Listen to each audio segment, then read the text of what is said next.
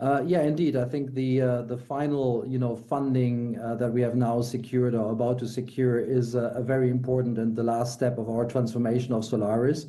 I think looking back, 2 years, we started that journey to change actually quite a number of things for our company.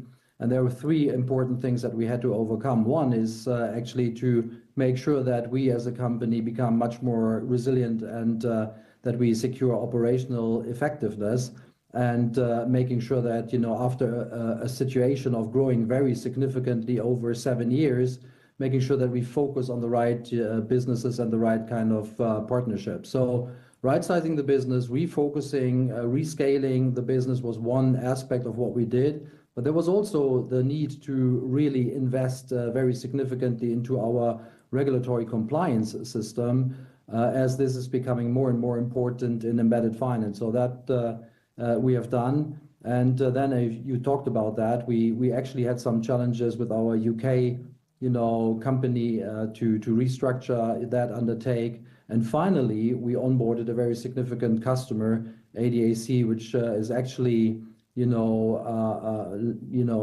landmarking a new entry into the corporate world.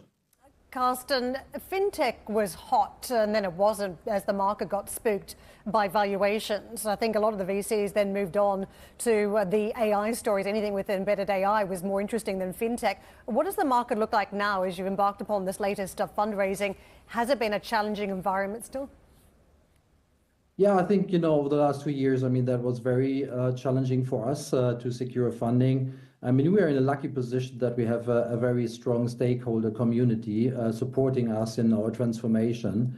That helped a lot, as we have also seen in the market that the investors became very, very selective, actually, focusing not so much on growth, but also on profitability. And that has changed, actually, the whole dynamics in the fintech world. And I would say that in 2025 or 2024, we are not yet back to kind of old situations. So we are still kind of suffering from a very selective, very careful picking of venture capitalists.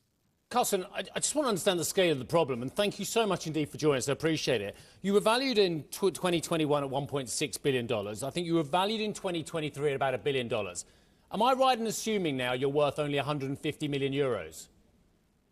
No, I wouldn't. No, that is clearly, not what I would think, right? So what we are doing is, and I was talking about that, we are concluding the transformation. And I think once this is through, which probably will be in 25, 26-ish, we are talking about a business that is generating 160 to 200 million in revenues.